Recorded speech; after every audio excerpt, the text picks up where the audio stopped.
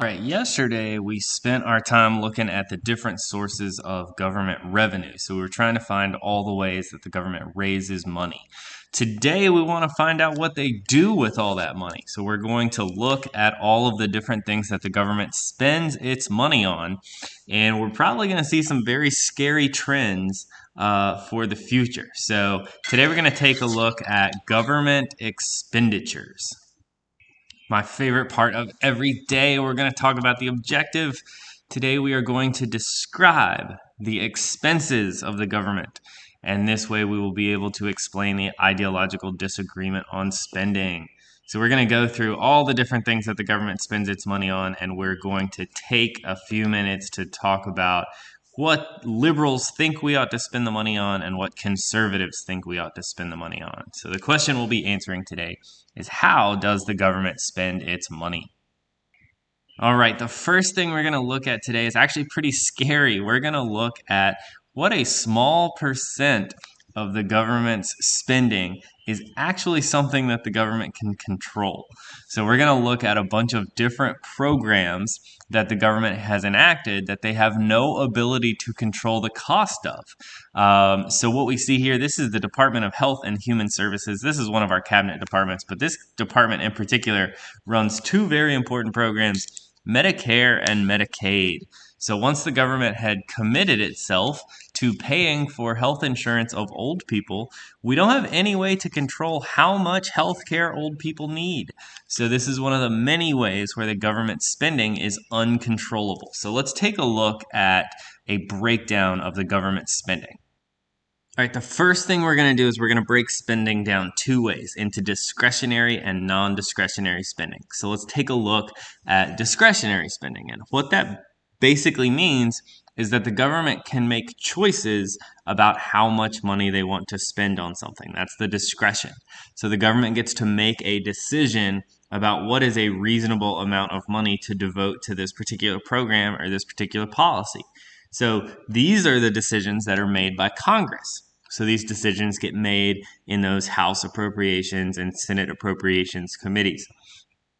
But the members of Congress that are voting on this, they're deciding how much money should be spent on this program in a particular year. And that will, of course, determine how effective the program is going to be able to be and all that. But they're usually going to they're usually making this decision for about a year and saying, for example, this is how much money we're willing to spend on food stamps this year. This is how much money we're willing to spend on environmental protection.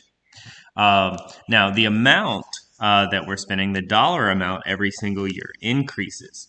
But in terms of discretionary spending, its percentage of the budget keeps shrinking every single year. So we're going to see, after we look at a few of these other programs, we're going to see how the percentage of the budget that Congress does get to make decisions about keeps shrinking over time, and we have a whole bunch of programs fighting over a smaller and smaller share of the budget.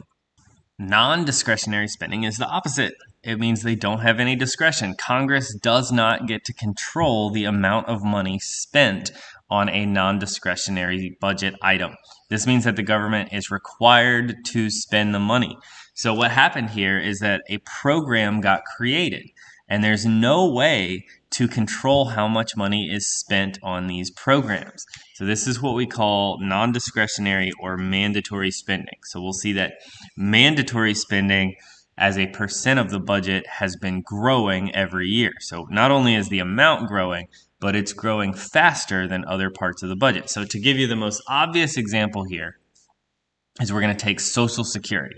That's a simple program everyone understands. We're going to send income to anyone over the age of 65 every month to help them pay their bills, right? So the thing here is that the government has decided that we're going to send income to old people, but the government does not have any ability to realistically control the number of old people that there is. And so if old people keep living forever and ever and ever, then the expenses are growing faster than other parts of the budget, and Congress can't control this. So let's take a look at how this spending has grown. So we're going to start with what we call entitlement programs. This is a really important term to learn, and this means that a program has created that guarantees a certain type of benefit to a group. But then the government can't really control the size of the group or can't really control the amount of money spent. So, like we were talking about Social Security, that's an example of an entitlement program. We promise income to old people, but we can't control the amount of old people that exist. If there is an entitlement program, this means that the benefit is guaranteed. And so that means that the population is going to get this benefit regardless of their need. So, for example, we have like anyone over the age of 65 is earning Social Security. So that means like we are paying Social Security checks to people like Bill Gates, people like Warren Buffett. These are people who don't need the Social Security income. They don't need the help of the government, but because it's an entitlement program, those benefits are guaranteed to them regardless. So this is the largest expenditure of the government, and this is also the fastest growing. You guys can see the chart over there on the left. We are already at the point where Social Security, Medicare, and Medicaid, these are our three biggest entitlement programs. These are growing quickly, and you can see that over the next 20 years, those are going to grow to the point where the amount of money just spent on these programs is equal to the amount of revenue that the government is bringing in. So this is a very scary situation for our future because the government has these programs where the spending is out of control. So this is a look at the total budget. Okay, so of those two groups of discretionary and non-discretionary spending in 2019, non-discretionary spending made up 62% of the budget. Then there's the interest on the debt. We'll talk about that later. That's another 8%. So that's 70% of the budget that the government does not control. So what's left is the discretionary spending, which is 30%, a little less than 1/3 of the budget. And we're going to take a look at all of the things that has to cover. But already we are at a almost $5 trillion budget. We have $3 trillion invested in mandatory spending, $1.5 trillion for the discretionary spending, and almost $500 billion in interest on the debt. So this is an enormous amount of money, and you see that more than 2/3 of this is an uncontrollable expense. So if we just take that 30% of the budget that's discretionary spending, this is how it breaks down. So these are the amounts, like this is what Congress gets to make choices on. And you see that the choice they've made is for half of that money to go to national defense. So here, national defense eats up half of the discretionary spending. Everything else is fighting over the other half, right? So we're talking about 15% of the total budget. Now, after defense, they're listed in the amount, like in order of which ones are most expensive over there on the right. So like it's transportation, then veterans benefits, education, health, it goes on and on and on. But we're talking about how much of the spending is uncontrollable. And then from the controllable spending, they're going to spend half of that money on national defense. And that means every single other government program is fighting over the rest of it. And on top of that, we're going to talk about health spending in a little bit too. Medicare and Medicaid aren't even included here. So a lot of the health spending is not even included in this chart. All right, so this is really important for us to be able to differentiate here. What can the government control versus what can they not control? So the discretionary spending, this obviously is not all of it, but just some obvious examples of discretionary spending is defense spending. They choose how much they want to spend on the military. Education spending, they choose how much they want to spend on education. Transportation, they decide at the beginning of the year how much is going to go in the transportation budget. On the other side, we've got non-discretionary spending. These we have no way to control the cost. There's Social Security. We're going to give checks to old people, but we cannot control the old people. We cannot control how many old people there are to give checks to or how long they live. We have Medicare. We're going to pay the hospital bills. of old people, but we cannot control how sick people get in a given year. Think about this year in particular. With the pandemic, healthcare costs certainly went way up. And interest on the national debt, we have to pay the interest on the money that's been borrowed over the years, and we have no way to control that.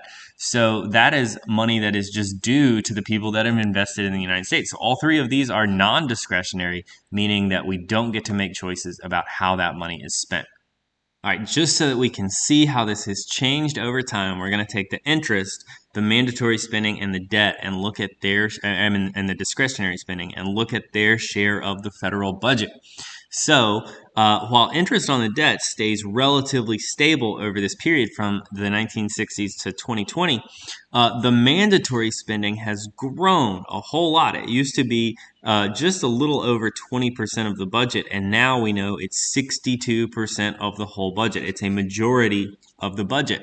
Now remember those programs, Social Security and Medicare. A lot of the growth here is because of what we talked about in demographics, the graying of America. What a large percentage of the population old people are becoming, and how they are growing fast as a population as baby boomers reach retirement age, and as people continue to live longer and longer because of our medical technology. One of the big changes in this chart comes about in 1965. So 1965 is the year that Medicare was created. And so that becomes a non-discretionary expense. That becomes an amount of money that we don't get to control. So in 65, Medicare gets added. We cannot, like in 1965, there are way less old people than there are in 2020. So as the number of old people grow, that expense becomes larger and larger. And like we said, the important thing to learn here is all of the programs that are not Social Security, Medicare, Medicaid, interest on the debt, everything else has to fight over a smaller and smaller piece of the budget. All right, this is the chart that is very, very scary, and hopefully we find a way as a government to address this problem. But the government's revenue is what you see on the dotted line there. So that's a pretty stable amount of money, because we don't foresee a situation where politicians are going to raise taxes. That's unpopular. So as long as politicians refuse to raise taxes so that they can keep their elected positions, that revenue stream is going to stay about the same. So what we see in each bar here, going back to 1970, we see Social Security, Medicare, Medicaid, and interest. Those are the uncontrollable expenses. The white bar is the amount of money that Congress gets to make decisions about. So remember, that has to cover every single other program that the government does. And so in 1980, we start borrowing. 90, we borrow a little bit. There's the surplus in the year 2000, but then the taxes are cut again. All right, so now here we are at 2020. You see that we are able to meet almost all of our expenses, but we have to borrow to make ends meet. And as we borrow more, the interest on the debt grows. That's the red part of the bar. So by 2040, the revenue that we raise isn't even enough to pay for our uncontrollable expenses. And as that grows over time, when you get to the year 2080, that is a crazy amount of money we're going to have to borrow to make those ends meet, which means the interest is going to grow faster.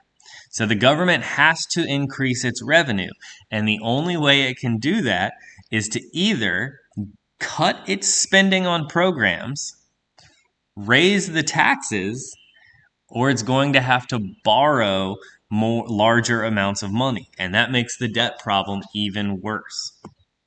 So what do liberals and conservatives think about all this? Liberals typically want to maintain, like what they'll usually advocate for is they want to maintain or they want to increase spending on programs. Okay, think about things that your liberal politicians have said in the last few years.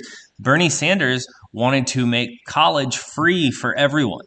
Okay, that's an example of an entitlement program, right? Everyone would get their college tuition paid for, and that did not mean only people who couldn't afford it. It meant anyone. So if government makes college free, we can't control the number of people that want to go to college. Right? I might decide to go back to college if it's free. So that population is uncontrollable. Liberals, where they do want to decrease spending, tends to be on the military. So liberals typically argue that we should cut spending on the military and move some of that money into other programs that do more to help the people. Liberals are likely to say that the best way to solve that problem of the budget growing in the future is that we have to raise revenue through taxing. Liberals are usually advocating for higher taxes, especially on wealthier people. And they think that they can maintain the budget responsibly by raising the amount of money that they collect from the people. On the other side, the conservatives, they typically want to approach this problem by cutting spending. They want to be able to reduce taxes, so they think we should spend less on programs and even eliminate some programs that are unnecessary. So they would solve the problem by getting rid of programs they don't like or spending less on programs they feel like we don't need. Typically, they want to increase the spending on the military. So they'll advocate that it's important that we have a very strong military, so at the very least we keep that money the same, if not increase the amount of money that we're spending on the military. They think that the best way to solve the problem of future budgets is to eliminate spending that's unnecessary. So they might look to even reform some of those uncontrollable expenses like Social Security and Medicare. Maybe we should spend a lot less on those. Maybe we should make those available to fewer people. So these are just two approaches to dealing with the government spending. All right, that's it for our first part today, where we're breaking down the problems with controlling the spending in this country. So now we're going to move forward and look a little bit at what the money gets spent on and why this amount of money is increasing from year to year.